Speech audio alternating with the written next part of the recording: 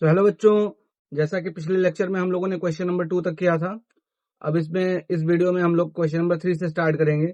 तो सबसे पहले क्वेश्चन नंबर 3 आप अपनी स्क्रीन पे देख पा रहे होंगे, लिखा हुआ है कि निम्न समस्याओं में रैखिक समीकरण युग्म बनाइए और उनके हल प्रतिस्थापन विधि द्वारा ज्ञात कीजिए। मतलब ये वर्ड्स प्रॉब्लम्स हैं, यहाँ से क्वेश्चन बोर्ड एग्जाम में आपके आते हैं।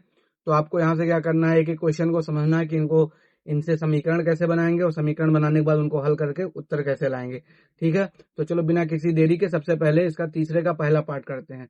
पहले पार्ट में लिखा हुआ है कि दो संख्याओं का अंतर 26 है और एक संख्या दूसरी संख्या की 3 गुनी है, तो उन्हें ज्ञात कीजिए। कहने का मतलब हमसे ये पूछ रहा है क्वेश्चन वाला, कह रहा है कि अपने पास दो संख्याएं हैं कोई, उनका अंतर जब करोगे घटाओगे तो 26 आएगा और एक संख्या दूसरे संख्या की कितनी गुनी है, 3 गुनी है, तो दोनों संख्याएं ज्ञात कीजिए। सवाल समझ में आ गया? अब चलो इसका हल करते हैं। ठीक, तो हम इसमें सबसे पहले मानेंगे माना पहली बड़ी संख्या क्या है, x। ठीक, हम बड़ी संख्या को किसके बराबर मान लेंगे, x के। यहां से मैं थोड़ा कलम का स्ट्रोक छोटा कर देता हूं, 9 के आसपास। ठीक है, माना पहली बड़ी संख्या कितनी हो गई, x। उसके बाद फिर माना दूसरी संख्या ये किसके बराबर हो जाएगी, y। मतलब मैंने मान लिया कि बड़ी संख्या जो है वो x है और छोटी संख्या जो है वो क्या है, y है। अब पहले प्रश्न में क्या बता रहा है, पहली शर्त में क्या बोले, तो यहाँ पे लिखेंगे प्रथम शर्ता अनुसार।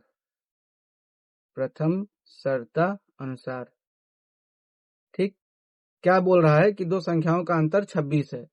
हमसे बोल रहा है कि दो संख्याओं का अंतर ये किसके बराबर है, 26 के। तो अब संख्या जब अंतर करोगे, अंतर धन में आ रहा है, तो जब एक बड़ी संख्या होगी और एक छोटी संख्या होगी, तो बड़ी संख्या में से छोटी संख्या घटाओगे तभी आंसर पॉजिटिव में आएगा। तो बड़ी संख्या अपने पास क्या थी, x, छोटी संख्या क्या थी, y। तो x में से y घटाया तो क्या हो गया, 26। ये मान लिया समीकरण 1। ठीक है, इतना हो गया। अब उसके बाद दूसरे शर्त में उसने बताया है कि एक संख्या दूसरी संख्या की कितनी गुनी है, 3 गुनी है। तो अब इसे भी लिखते हैं। तो यहाँ पे अब लिखेंगे द्वितीय शर्तानुसार।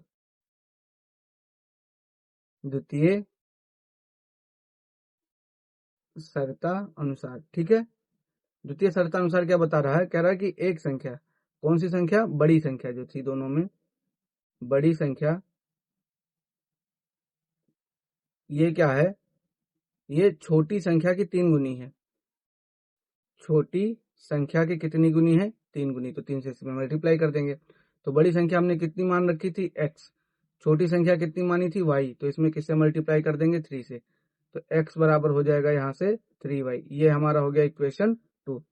तो एक समीकरण 1 हो गया, एक समीकरण 2 हो गया। ठीक, अब समीकरण 1 से x का मान समीकरण 2 से x का जो मान आया हो समीकरण 1 में रख देते हैं। ये हमको प्रतिस्थापन विधि बोलते हैं। तो यहाँ पे लिखेंगे समीकरण 2 से x बराबर 3y समीकरण 1 में रखने पर या प्रतिस्थापित करने पर, जो आप लिखना चाहें, रखने पर। समीकरण 1 हमारा है x माइनस वाई बराबर 26। तो x यहाँ पर 3y चिपका देंगे। एक बार फिर से मैं लिख ही देता हूँ, समीकरण x माइनस वाई बराबर क्या था, 26। अब x यहाँ पर आप चिपका दोगे y, 3y, तो ये हो जाएगा 3y माइनस वाई बराबर में हो गया 26। अब 3y में से जब एक y घट जाएगा तो ये आपका बचेगा 2y। तो यहाँ से ये हो गया 2y और बराबर में हो गया 26। अब 2 एक अन्नम 2, 13 दूना 26। तो y की वैल्यू यहाँ से कितनी आ गई, 13। मतलब जो छोटी संख्या होगी वो होगी आपकी 13। ठीक, अब y का मान समीकरण 2 में रख दो तो x भी आ जाएगा। y का मान कहाँ रख देंगे, समीकरण 2 में। ठीक है, समीकरण 2 में जब रख दोगे तो अब देखते हैं, समीकरण 2 हमारा था x बराबर 3y, ये था x इक्वल्स टू 3y। अब यहाँ से x बराबर हो जाएगा 3 इंटू वाई। वाई के यहाँ पर क्या चिपका दोगे, 13। तो x की वैल्यू कितनी आ गई, 39। तो बड़ी संख्या जो है वो है 39 और छोटी संख्या है वो है 13। आप चाहो तो अपना आंसर भी चेक कर सकते हो। जब 39 में से 13 घटाओगे तो 26 आ जाएगा, सही है। और 13 को जब 3 से गुणा करोगे तब ये 39 के बराबर होगा। तो मतलब हमारा उत्तर जो आया है वो एकदम सही है। तो बड़ी संख्या हो जाएगी आपकी 39 और छोटी संख्या हो जाएगी आपकी 13। अब चलते हैं अगले क्वेश्चन की तरफ। अगला क्वेश्चन कह रहा है दो संपूरक कोणों में बड़ा कोण छोटे कोण से 18 डिग्री अधिक है, उन्हें ज्ञात कीजिए। हमको एक कहानी बता रहा है कि दो संपूरक कोण होंगे, ठीक, उनमें से जो बड़ा कोण है छोटे कोण से कितना डिग्री अधिक है, 18 डिग्री अधिक है, तो दोनों कोणों को ज्ञात कीजिए। अब सबसे पहले आपको समझना चाहिए संपूरक कोण होते क्या हैं। तो ऐसे दो कोण जिनका योग करने पर, जिनको जोड़ने पर अगर 180 डिग्री प्राप्त होता है तो उन्हें हम बोलते हैं संपूरक कोण। समझ गए? तो सबसे पहले अपन यहाँ पे नोट संपूरक कोण लिख देते हैं थोड़ा सा, कि संपूरक कोण तो बच्चों को पता हो जाए। संपूरक कोण, संपूरक कोण होता क्या है कि यदि दो कोणों का योग 180 हो, यदि दो कोणों का योग 180 हो तो वह संपूरक कोण कहलाते हैं, तो वह संपूरक कोण कहलाते हैं। ठीक, ये सब आपको 6वीं 7वीं जब ज्योमेट्री स्टार्ट होती है तब पढ़ाया जाता है, कहलाते हैं। इतना जानकारी हो गई हमें संपूरक कोण के बारे में। अब इस प्रश्न को टैकल करते हैं कैसे करना है। ठीक, तो अपन मानेंगे कि माना बड़ा कोण बराबर क्या है, x। ठीक, और उसके बाद माना छोटा कोण ये किसके बराबर है, y के। ठीक, तो बड़ा कोण हो गया हमारा x और छोटा कोण हो गया y। अब चूंकि ये दोनों कैसे हैं, x और y संपूरक कोण है, क्या है, एंगल x व एंगल y कैसे कोण है, संपूरक कोण। अब अगर ये संपूरक कोण है तो इसका मतलब हुआ इन दोनों को जोड़ने पे कितना आना चाहिए, 180। तो यहाँ पे हो जाएगा x प्लस वाई, ये बराबर कितना हो जाएगा, 180। ये हो गया हमारा समीकरण 1। ठीक है, अब उसके बाद फिर दूसरे शर्त में बता रहा है कि बड़ा कोण जो है वो छोटे कोण से 18 डिग्री अधिक है। तो जब कभी ये वर्ड प्रॉब्लम आए तो जो लिखा हो वही लिख लिया करो, कभी गलती होगी नहीं।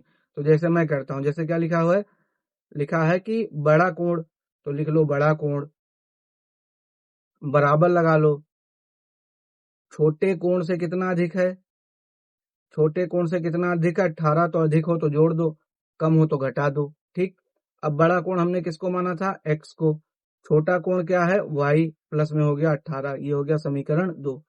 अब x का मान हमारा y के पदों में समीकरण में 2 में लिखा है, इस वैल्यू को उठा के अपन समीकरण 1 में रख देंगे। तो यहाँ पे हम लिखेंगे x बराबर y प्लस 18 समीकरण 1 में रखने पर। ठीक है, अब समीकरण 1 में रख दो इसे। समीकरण 1 में जब रखोगे तो x यहाँ पर y प्लस 18 चिपकाओ, तो समीकरण 1 में x प्लस वाई बराबर 180 था, तो x यहाँ पर हो गया y प्लस 18, और प्लस में y पहले से लिखा हुआ था और बराबर में हो गया 180। अब y और y मिलके कितने y हो जाएंगे, 2y प्लस 18 बराबर में हो गया 180। ठीक है, इतना समझ में आ ही गया होगा।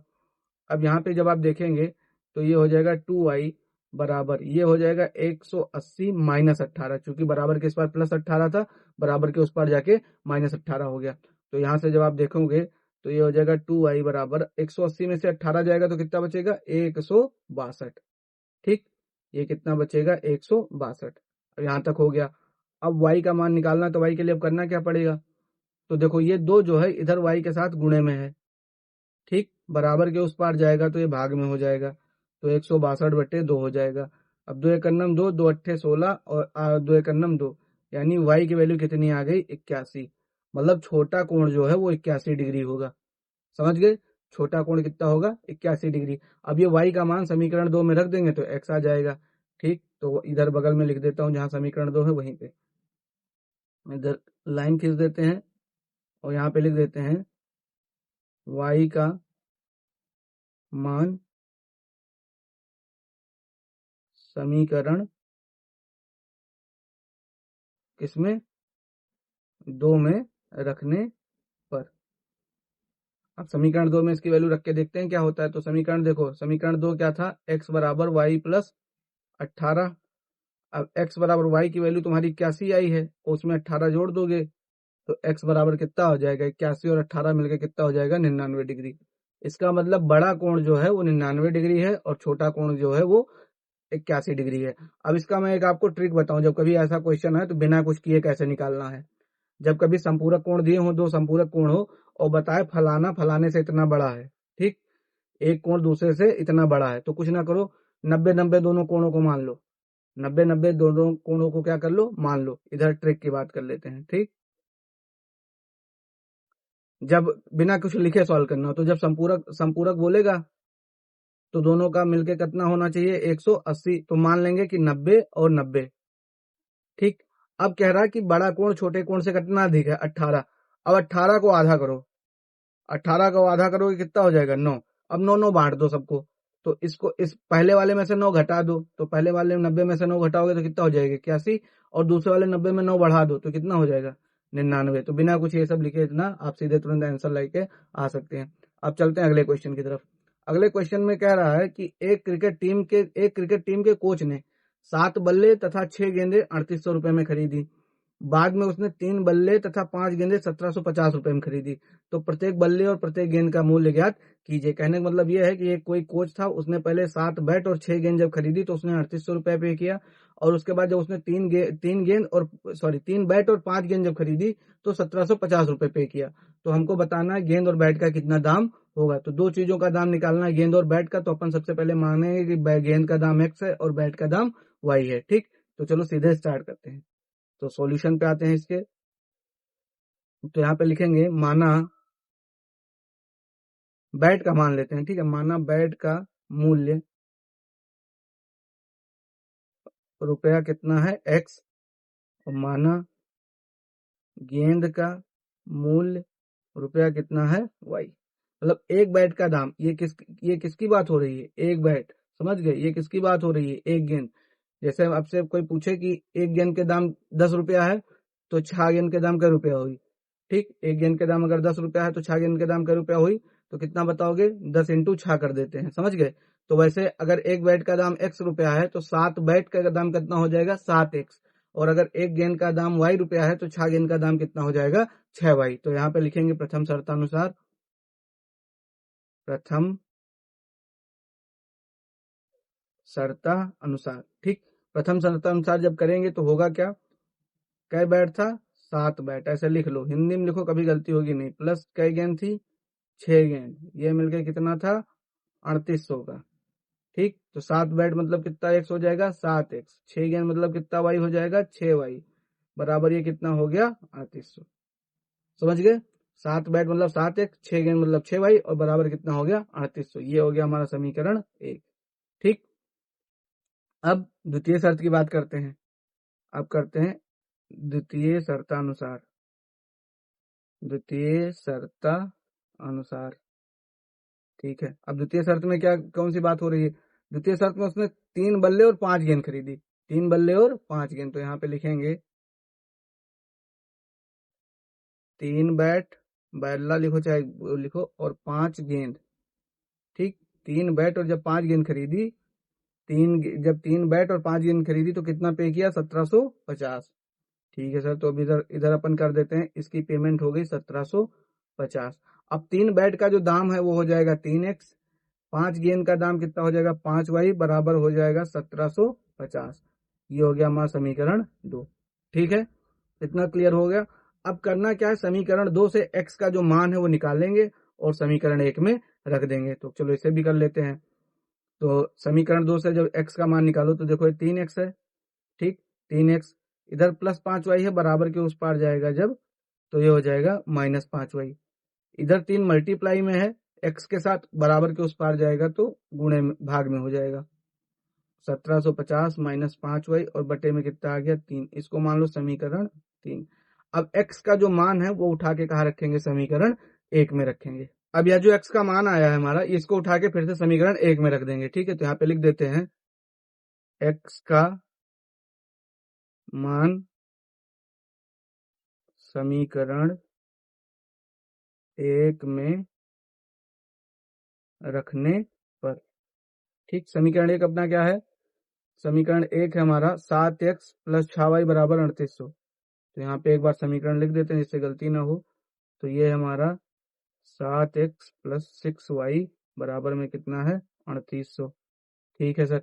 अब x की वैल्यू 1750 माइनस 5y/3 रखना है, रख देते हैं यहाँ पे। तो जब आप x की वैल्यू रखोगे तो ये हो जाएगा 7 इंटू एक्स, यहाँ पर हो जाएगा 1750 माइनस 5y, तो 5y और इसके बटे में कितना हो जाएगा 3 प्लस 6y बराबर में हो गया 3800। ठीक, इतना कर लिया। अब क्या करना है, 7 से अंदर मल्टीप्लाई कर दो 1750 में। तो 1750 में जब 7 से मल्टीप्लाई करोगे तो 7 जीरो ही हो जाएगा 0, 7 पच्चे 35 के हो जाएगा 5, हासिल आ जाएगी 3, 7 सत्ता 49, 3 52, 2 हासिल 1, 7 एकम 7 और 5 12, यानी 12,250 बन जाएगा। एक बार फिर से चेक कर लेता हूँ, 7 और 0 का मल्टीप्लाई 0, 7 पच्चे 35 के 5, कैरी 3, 7 सत्ता 49, 3 52, 2 लिखेंगे, कैरी 5, 7 एकम 7 और 5 12, 12,250। ठीक है, माइनस 7 पच्चे कितना हो जाएगा 35y, और इस पूरे के बटा कितना लिखा हुआ है 3, प्लस में 6y बराबर में हो गया 3800। अब अगले स्टेप में करना क्या है, इस 3 का और बटे 1 करके तिरछा गुणा कर दो। 1 का गुणा इससे कर दो और 3 का गुणा इससे कर दो। तो 1 से करोगे तो इस पे 12,250 माइनस 35y पे कोई इफेक्ट नहीं पड़ेगा, पर 6y में जब 3 से गुणा करोगे तो 6 3 कितना हो जाएगा 18y, और इस पूरे के बटा कितना हो गया 3, बराबर हो जाएगा 3800, बराबर में हो गया 3800।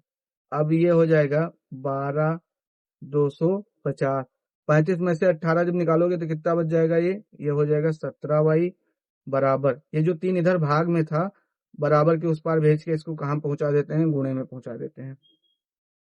अब देखो ये क्या हो गया, ये हो गया 12,250 माइनस 17y बराबर 3800 में 3 से गुणा करोगे तो क्या हो जाएगा, 3 का 0 से मल्टीप्लाई 0, 3 का 0 से मल्टीप्लाई 0, 3 8 24, 24 के 4 हो जाएगा, कैरी आ जाएगा 2, 3 त्रिका 9 हो जाएगा, और 9 और 2 कितना हो जाता है 11।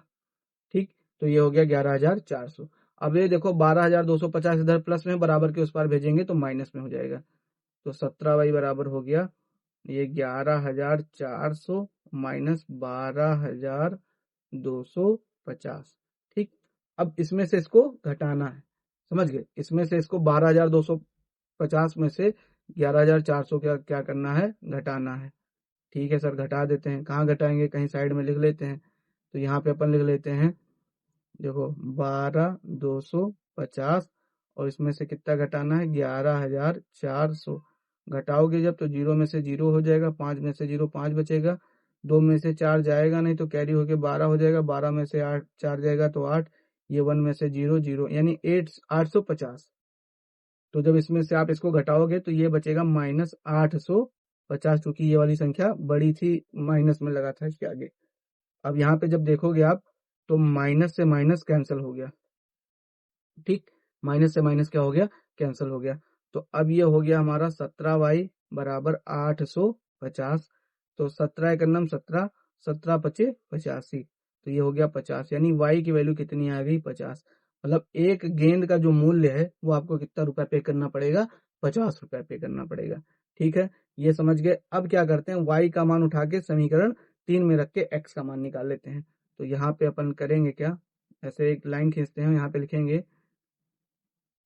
y का मान कहाँ रखने पर, समीकरण 3 में रखने पर, समीकरण 3 में रख देते हैं। तो देखो x बराबर ही हो जाएगा 1750 माइनस 5 इंटू वाई के जहाँ पर कितना आया है 50, बटे में कितना हो जाएगा 3। तो x बराबर हो जाएगा, x बराबर हो जाएगा 1700, देखो ये हो गया 1750, 1750 और 50 का 5 से गुणा करोगे तो कितना हो जाएगा 250। ठीक, और बटे में कितना लिखा हुआ 3। अब 1750 में से जब 250 निकालोगे तो ये बन जाएगा तुम्हारा 1500। ठीक, 1750 में से 250 निकालोगे तो कितना बन जाएगा 1500, बटे में कितना हो गया 3, 3 एक नम 3, 3 पंजे 15 और उसके बाद 2 जीरो, यानी x की वैल्यू कितनी आ गई 500। मतलब एक बैट का जो मूल्य है वो कितना हो जाएगा 500 का, और एक गेंद का मूल्य कितना हो जाएगा 50। तो यहाँ पे हम लिख सकते हैं, अतः एक बैट का मूल्य 500 रुपये और एक गेंद का मूल्य ये कितना हो जाएगा 50 रुपया। आप चाहो तो अपने क्वेश्चन को यहाँ पे वैल्यू डाल के चेक भी कर सकते हो कि तुम्हारा आंसर सही आया है कि नहीं आया। तो देखो यहाँ पे अपन क्या करते हैं, एक बार थोड़ा सा चेक कर लेते हैं। चेक कह रहा है 7 बैट, यानी 7 गुणे एक बैट का दाम कितना है 500 प्लस 6 गेंद, मतलब एक गेंद का दाम कितना है 50। तो 7 पचे 3500 और 6 पंचे 30, 300, तो मिलके कितना हो गया 3800। इसका मतलब हमारा आंसर सही आया। समझ गए। अब चलते हैं अगले क्वेश्चन की तरफ। अगला क्वेश्चन जो फोर्थ पार्ट है, इसमें कह रहा है कि एक नगर में टैक्सी के भाड़े में एक नियत भाड़े के अतिरिक्त चली गई दूरी पर भाड़ा सम्मिलित किया जाता है। 10 किलोमीटर दूरी के लिए भाड़ा 105 है, 15 किलोमीटर दूरी के लिए 155 है। तो नियत भाड़ा तथा प्रति किलोमीटर भाड़ा क्या है। अब मैं सिंपल सी बात है, इस सवाल को ऐसे समझो, जैसे मान लो कि जब तुम कहीं से ट्रैवलिंग करने जा रहे हो ऑटो से, समझ गए, तो तुम जैसे ऑटो में बैठोगे, बैठ गए, उसके बाद तुम कहीं जाओ ना जाओ उससे कोई मतलब नहीं है। बैठते ही आपको मान लो 10 रुपया देना है, बैठते आपको कितना देना है 10 रुपया देना, तो वो फिक्स हो गया, नियत है। अब हर किलोमीटर के हिसाब से 10 रुपया और देना है, मतलब आप बैठ गए तो 10 रुपया उसका लगेगा। अब 1 किलोमीटर चलोगे तो 10 रुपया उसका लगेगा, तो कितना हो गया 20। समझ गए। अगर मान लो आप बैठने के बाद कितने किलोमीटर चले गए 2 किलोमीटर, तो बैठने का तो 10 रुपया हो गया, और उसके बाद 2 किलोमीटर जाओगे तो उसका 20 रुपया और हो जाएगा, तो दोनों मिला कितना हो गया 30 रुपया। समझ गए बात। तो नियत भाड़ा मतलब बैठते ही वो भाड़ा देना है, समझ गए, फिक्स ही रहेगा, उसमें कोई चेंज होने वाला नहीं है। तो इस क्वेश्चन के सॉल्यूशन में आते हैं। सबसे पहले लिखते हैं कि माना माना नियत भाड़ा माना नियत भाड़ा कितना है 100 रुपया, ठीक। और माना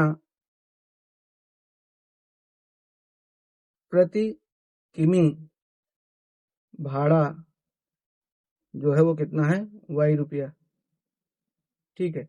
तो मान लिया कि फिक्स भाड़ा है 100 रुपया और प्रति किलोमीटर का भाड़ा कितना है वाई रुपया।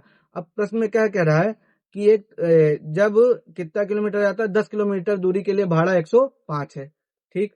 तो अपन लिखेंगे यहाँ पे 10 किलोमीटर के लिए भाड़ा कितना है 105।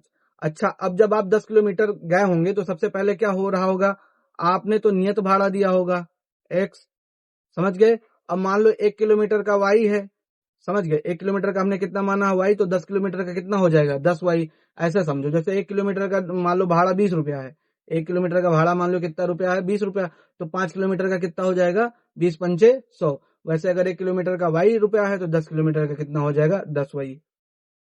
तो 10 वाई बराबर में हो गया 105, ठीक।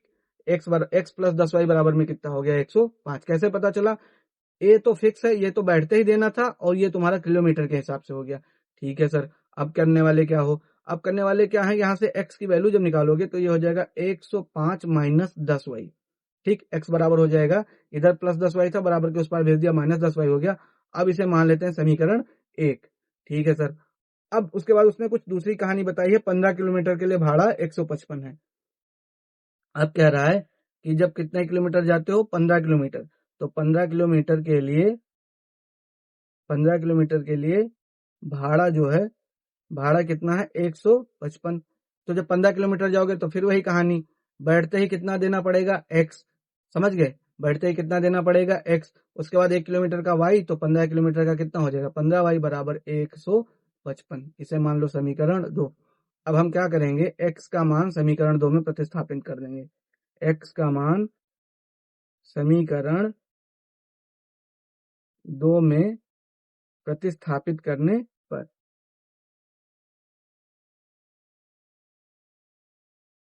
ठीक है सर, समीकरण 2 में प्रतिस्थापित कर दो। तो समीकरण में एक बार फिर मैं लिख देता हूं, देखो ये समीकरण x दूसरा क्या था, x प्लस 15y बराबर 155।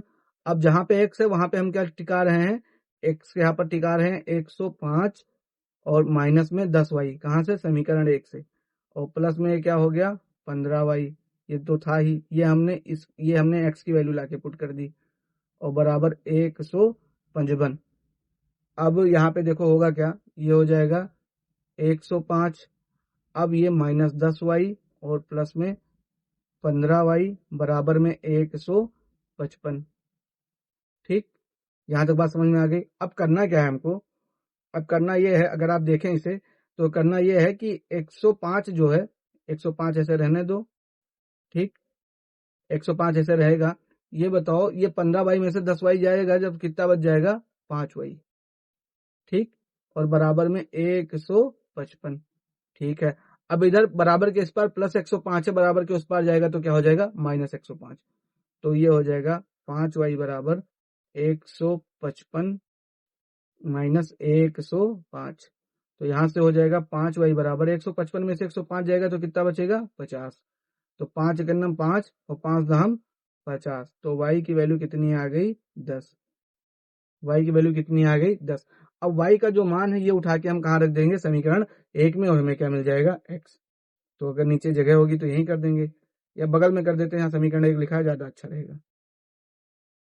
तो यहाँ पे ऐसे खोपचा बना देते हैं। ठीक, यहाँ पे क्या करेंगे, y का मान कहाँ पे रखेंगे, समीकरण 1 में। समीकरण 1 में, समीकरण 1 है क्या, समीकरण 1 है हमारा x बराबर 105 -10y। तो x बराबर हो जाएगा 105 -10 इंटू वाई। वाई की वैल्यू अभी हमने कितना निकाला है, y की वैल्यू शायद हमने 10 निकाला है। ठीक है सर, तो इसमें 10 से गुणा कर देते हैं। ठीक, तो x बराबर हो जाएगा 105 -10 दहामा कितना हो जाता है, 100। तो x की वैल्यू कितनी आ गई, x की वैल्यू आ गई 5। मतलब जो नियत भाड़ा है, बैठते ही जो देना पड़ेगा वो कै रुपया होगा, 5 रुपया, और प्रति किलोमीटर के हिसाब से जो दोगे वो कितना होगा, 10 रुपया। मतलब बैठोगे तुरंत ऑटो में कै रुपया देना पड़ेगा, 5 रुपया। अब जैसे जैसे चलना स्टार्ट करेगा वैसे वैसे तुमको 10-10 रुपया प्रति किलोमीटर के हिसाब से बढ़ता जाएगा, समझ गए।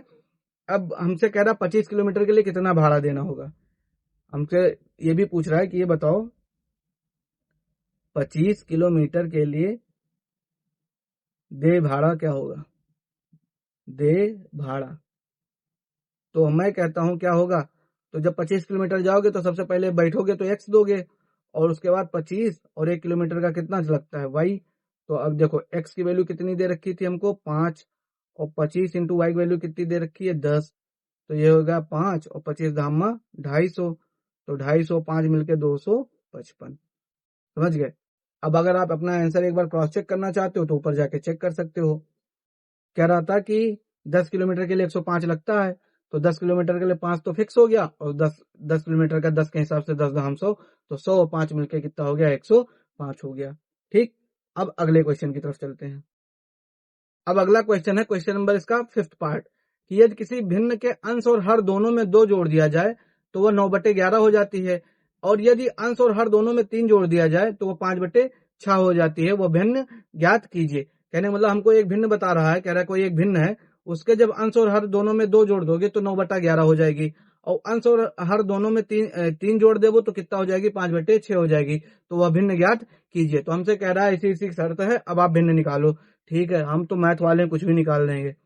तो सबसे पहले अपन मानेंगे, भिन्न की बात हो रही है तो मानेंगे, माना भिन्न जो भी है, माना भिष्ट भिन्न क्या है, x/y। ठीक, x/y का मतलब जिसका अंश x है, जिसका अंश कितना है, x है, और हर कितना है, y है। ये भिन्न मान लिया, भिन्न मान लिया x/y। फिर क्या कह रहा है कि यदि भिन्न के अंश और हर दोनों में 2 जोड़ दिया जाए, ठीक है, जोड़ देंगे, कोई दिक्कत नहीं। तो अपन यहाँ पे लिखेंगे प्रथम शर्तानुसार, प्रथम शर्तानुसार कह रहा है कि भिन्न के अंश और हर दोनों में 2 जोड़ दो। ठीक है, तो हमारा कोई भिन्न का अंश होगा, इसमें कितना जोड़ दो, 2, और हर होगा, इसमें कितना जोड़ दो, 2। तब ये जो भिन्न है ये कितना बन जाती है, 9/11 बन जाती है। ठीक है सर, 9/11 लिख दिया। अब अंश हमारा कितना था, अंश हमारा था x, इसमें कितना जोड़ दिया, 2। हर कितना था, y, इसमें कितना जोड़ दिया, 2, बराबर हो गया 9/11। अब वज्र गुणन, ठीक, यहाँ पे ऐसे ब्रैकेट बना देंगे, यहाँ पे ब्रैकेट बना देंगे। अब इसका गुणा इधर कर दो और इसका गुणा उठा के इधर कर दो। तो ये हो जाएगा 11 गुणे एक्स प्लस 2 बराबर ये हो जाएगा 9 गुणे वाई प्लस 2। ठीक, अब अगले स्टेप में इनका गुणा कर देते हैं। तो 11 और एक्स का जब गुणा करोगे, 11 और एक्स का गुणा करोगे तो क्या हो जाएगा 11x प्लस 11 और 2 का गुणा करोगे तो कितना हो जाएगा 11 दूना 22। 9 और y का गुणा करोगे तो 9y प्लस 9 दूनी कितना करोगे तो हो जाएगा 18। ठीक, अब यहां तक हो गया। अब क्या करना है, अब ये 11x इधर प्लस 9y है, बराबर के इस पार लाएंगे तो ये हो जाएगा माइनस 9y बराबर। अगले स्टेप में क्या करना है, अब अगले स्टेप में करना क्या है, देखो ये इधर 18 है, ये इधर 18 है। ठीक, और इधर की तरफ 22 था, तो बराबर के इस पार लाएंगे तो क्या हो जाएगा -22 हो जाएगा। तो यहाँ से 11 में से जब 9 जाएगा तो ये हो जाएगा 2y, और 18 में से 22 जाएगा तो कितना बचेगा -4। ठीक, तो ये हमने कर दिया। ठीक, भिन्स के अंश और हर दोनों में 2 जोड़ दिया जाए। ठीक, 2 जोड़ा है। ठीक, 9/11 हो गई। 11 इंटू एक्स करेंगे तो 11x हो जाएगा। 11 इंटू 2 करोगे तो 11y, 11 दूना 22 हो जाएगा। फिर 9 इंटू वाई करोगे तो 9y हो जाएगा। 9 दूनी करोगे तो कितना हो जाएगा 18 हो जाएगा। ठीक है, अब यहाँ पे जब आप देखेंगे, यहाँ पे जब आप देखोगे तो 1 मिनट, यहाँ पे थोड़ा सा मैं इसको इरेज करके फिर से सेट करता हूँ। हाँ, तो अब देखो ये इधर कितना लिखा हुआ है 11x। ठीक, माइनस में कितना लिखा हुआ है 9y, और ये इसको 22 को जब उधर भेज देंगे, मतलब बराबर के उस पार, तो 18 में से 22 जब घटेगा तो ये हो जाएगा हमारा -4। ठीक है, यहां तक हो गया। अब यहां से चाहो तो x का मान निकाल सकते हो y के पद में। कैसे, तो यहां से हो जाएगा देखो 11x, इधर -9y है, बराबर के उस पार जाएगा तो कितना हो जाएगा +9y हो जाएगा। वो तो बात वही पड़ी, तो ये हो जाएगा 9y -4। ठीक, अब यहां से x की वैल्यू जब निकालोगे, x की वैल्यू निकालोगे तो ये हो जाएगा 9y -4, और इसके बटे में क्या लग जाएगा 11। यहाँ इसको मानो समीकरण 1। ठीक, हमको तो कहीं भी मानना, हम यही मानेंगे समीकरण 1। ठीक है, अब द्वितीय शर्त में कह रहा है कि यदि अंश और हर दोनों में 3 जोड़ दिया जाए तो कितना हो जाती है 5/6 हो जाती है। तो अब द्वितीय शर्त पे चलते हैं। तो अब यहाँ पे लिखेंगे द्वितीय शर्तानुसार, द्वितीय शर्तानुसार। ठीक, अंश और हर, ठीक, दोनों में जब आप कितना जोड़ देते हैं 3, तो ये हो जाती है 5/6। यही दिया हुआ है, एक बार चेक कर लिया करेंगे क्योंकि स्क्रीन पे क्वेश्चन आधा दिखता है। हाँ, तो अंश और हर दोनों में जब 3 जोड़ दिया जाए तो वह कितना हो जाती है 5/6 हो जाती है। ठीक है, अब 3 जोड़ दो तो ये x था, तो ये हो जाएगा x प्लस 3, बटे में हो जाएगा y प्लस 3, बराबर में हो गया 5/6। अब अगले स्टेप में करना क्या है, जो पिछली बार किए थे वही यहाँ पे भी करेंगे, वज्र गुणन करेंगे।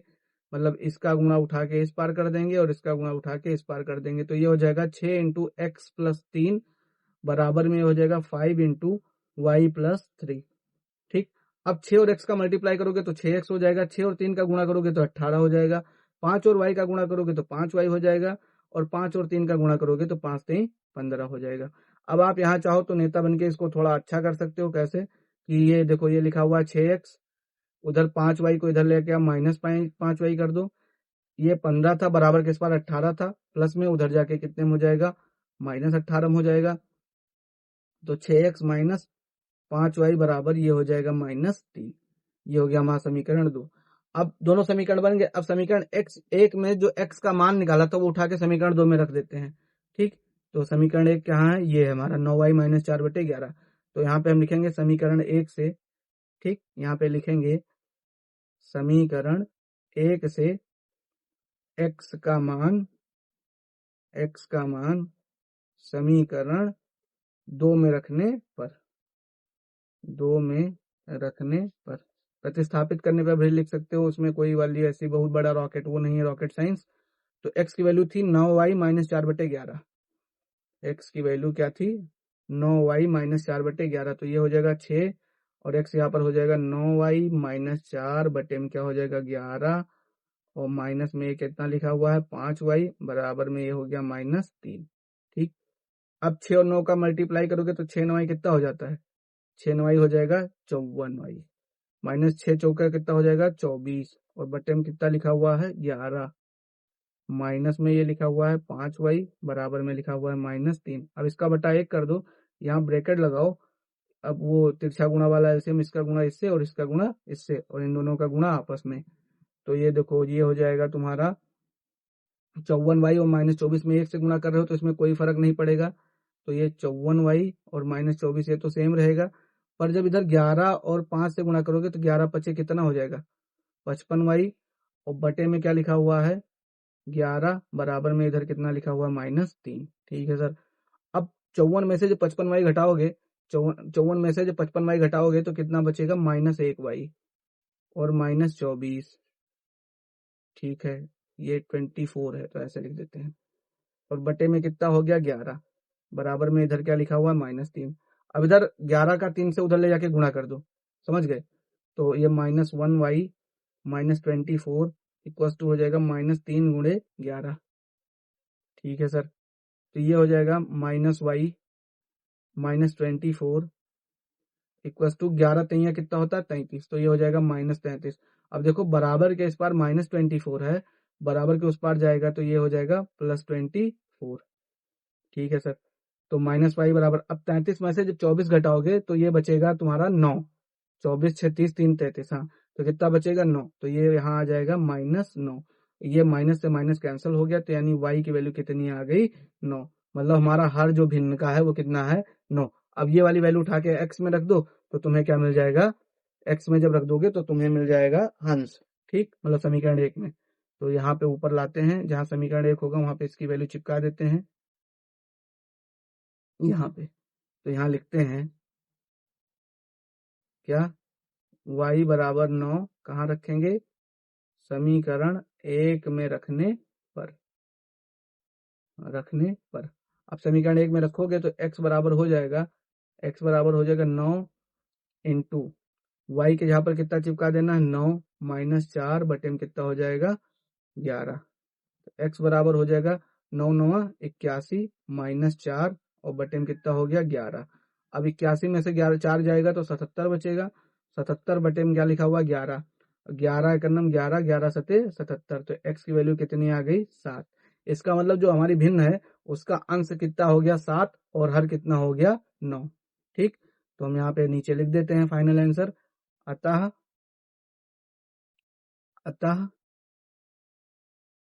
भिन्न का अंश कितना है, कितना आया 7, अतः भिन्न का हर कितना आया 9। तब जो भिन्न है भिन्न, तो ये किसके बराबर हो गई 7/9 के बराबर। ठीक है, तो ये हमारा हो गया। अब एक और क्वेश्चन बचा है, क्योंकि ये वीडियो बहुत लंबा हो जा रहा है तो इसमें मैं इसका स्टेटमेंट बना देता हूं, आप बाकी इसे सॉल्व करने के लिए मैं आपके लिए छोड़ दूंगा। ठीक, तो क्वेश्चन ये है कि 5 वर्ष बाद जैकब की आयु उसके पुत्र की आयु से 3 गुनी हो जाएगी। मतलब भविष्य की बात कर रहा है कि कोई जैकब है, 5 वर्ष बाद जैकब की जो आयु है वो उसके पुत्र की आयु से 3 गुनी हो जाएगी, और 5 वर्ष पूर्व जैकब की आयु उसके पुत्र की आयु की 7 गुनी थी। अब पीछे बात कर रहा है, कह रहा है जब 5 वर्ष पहले की बात करते हैं तो जैकब की जो आयु थी वो अपने पुत्र की आयु की कितनी गुनी थी 7 गुनी थी। तो उनकी वर्तमान आयु क्या है, मतलब आज जैकब और उसके बेटे की उम्र कितनी है, ये हमसे पूछ रहा है। तो मैंने बताया कि कभी भी उम्र वाला क्वेश्चन है तो सबसे पहले अपन वर्तमान आयु मानते हैं। ठीक, तो यहाँ पे लिखेंगे माना किसका, जैकब की वर्तमान आयु कै वर्ष की है x वर्ष, और माना जैकब के पुत्र की वर्तमान आयु, ये मान लेते हैं कितने वर्ष की है y वर्ष। ठीक, मान लेते हैं उसका जैकब x वर्ष का है और उसका पुत्र कितने वर्ष का है y वर्ष का। अब जब कभी उम्र वाला क्वेश्चन है तो ऐसे समझो, इसमें सबसे जरूरी चीज ये होती है पूर्व और बाद। इनमें लोग कंफ्यूज हो जाते हैं कि कैसे करना है। तो मैं अगर आपसे सिंपल क्वेश्चन पूछूं कि मान लो अगर आज अभी आप 15 साल के हो, अगर अभी आप 15 साल के हो तो 5 साल पहले कई साल के रहोगे, तो आपका आंसर होगा 10 साल का। ठीक, अगर आप अभी 15 साल के हो तो 5 साल पहले कितने साल के रहोगे 10 साल। कैसे पता चला, आपने 15 में से 5 घटाया है, समझ गए। तो जैकब अगर आज x साल का है तो 5 साल पहले कितना रहा होगा, x में से 5 घटा दो, x - 5। जो मैथ का नियम हो तो सब जगह चलता है। तो जैसे 10 में से 15 में से 5 घटाने में 10 आया होगा, वैसे जैकब की जितनी आयु आज होगी उसमें से जब 5 घटा दोगे तो 5 वर्ष पहले की उसकी आयु आ जाएगी। और कहूं 5 वर्ष बाद, जैसे आज आप 15 साल के हो और 5 साल बाद पूछूं कितने साल के हो जाओगे, तो क्या बताओगे? तब बताओगे कि 20 साल के हो गए। कैसे कहोगे? आज की जो आयु है मेरी, आज की जो एज है उसमें कितना जोड़ दिया? 5, तो कितना हो गए? 20 साल के। समझ गए? तो पहले जाओ तो घटा दो, आगे जाना है तो बढ़ा दो। समझ गए? तो अब सबसे पहला जो प्रथम शर्त कह रही है, प्रथम शर्तानुसार, प्रथम शर्तानुसार क्या कह रहा है? 5 वर्ष बाद जैकब की आयु उसके पुत्र की आयु से 3 गुनी हो जाएगी। जाएगी मतलब भविष्य की बात हो रही। समझ गए बात? तो अपन यहाँ पे लिखते हैं 5 वर्ष पूर्व, 5 वर्ष पूर्व। तो 5 वर्ष पूर्व जैकब की आयु कितनी हो जाएगी? x प्लस 5, 5 साल बड़ा हो जाएगा। उसके पुत्र की आयु कितनी हो जाएगी? ये तो है नहीं कि बाप की उम्र बढ़ जाएगी, बेटा रुका रहेगा वहीं पे। जैकब में अगर 5 बढ़ गया है तो बेटे में भी 5 बढ़ जाएगा। समझ गए? तो एक्स की उम्र, मतलब जैकब की उम्र हो गई x प्लस 5, तो बेटे की उम्र हो गई y प्लस 5। अब 5 वर्ष बाद जैकब की आयु उसके पुत्र की आयु की कितनी गुनी हो जाएगी? 3 गुनी। तो 3 गुना कर दो। तो ये देखो x प्लस 5 बराबर 3, और y का गुणा करोगे 3y, 3 और 5 का गुणा करोगे तो कितना हो जाएगा? 15। ठीक। अब ये देखो, ये है x, ये प्लस 3y है, बराबर के इस पार लाएंगे तो -3 हो जाएगा, और ये 15 प्लस 5 है, उधर ले जाएंगे तो -5। तो x माइनस 3y बराबर कितना हो गया? 10। ये हो गया हमारा समीकरण 1। अब ये कहानी हो गई। अब कह रहा है आज से 5 वर्ष पहले चलो। 5 वर्ष पूर्व मतलब वर्तमान से। जैकब की आयु उसके पुत्र की आयु की कई गुनी थी? 7 गुनी। भविष्य की बात, मतलब भूत की बात कर रहा है। तो यहाँ पे लिखेंगे द्वितीय शर्ता अनुसार, द्वितीय शर्ता अनुसार। ठीक। क्या कह रहा है? 5 वर्ष पूर्व, 5 वर्ष पूर्व मतलब कि कहानी कहाँ जा रही है? पिक्चर में जैसे देखते नहीं थे, पहले कहानी दिखा के फिर आगे दिखा देते थे। तो अब पहले चलो, तो पहले चलोगे तो अब जैकब की उम्र हो जाएगी x माइनस 5, और उसके लड़का की उम्र हो जाएगी y माइनस 5। अब इसमें कहा रहा है कि 5 वर्ष पहले, कहानी गा रहा है कि 5 वर्ष पहले जैकब की जो आयु थी उसके पुत्र की आयु की कई गुनी थी? 7 गुनी। तो बस 7 से गुणा कर दो, इधर 7 से गुणा कर दो, तो ये गुणे कितना हो गया? 7।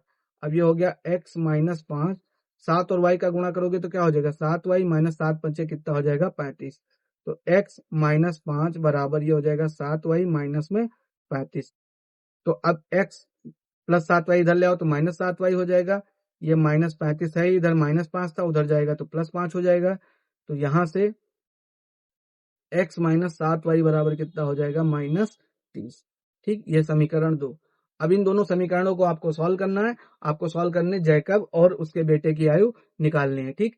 अब मिलेंगे अगले लेक्चर में, जहां पे हम लोग विलोपन विधि डिस्कस करेंगे। तब तक के लिए आप हमारे चैनल पे ऐसे बने रहिए। इसे शेयर कीजिए, सब्सक्राइब कीजिए, सपोर्ट कीजिए मुझे। आपका दिन शुभ हो। धन्यवाद।